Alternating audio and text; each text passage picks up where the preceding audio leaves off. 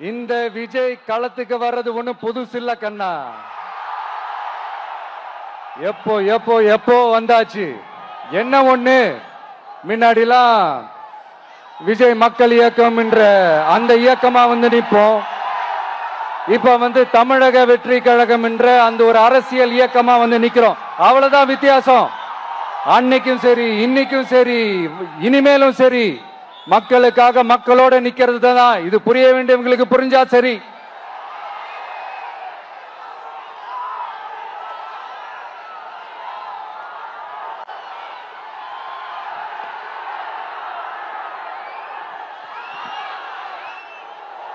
மீனவர்களுக்காக குரல் கொடுக்கிற இதே சமயத்துல நம்ம தொப்புள் கொடி உறவுகளான ஈழத் தமிழர்கள்,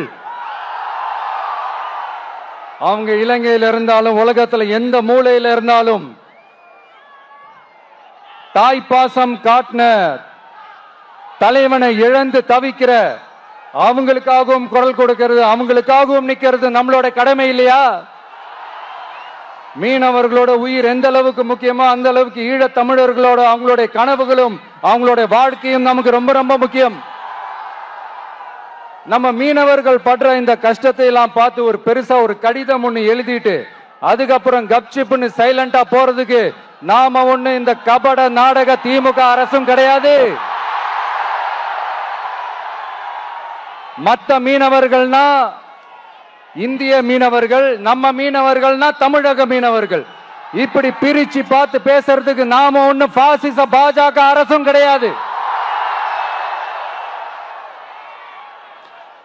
நிரந்தரமான தீர்வு, நிரந்தரமான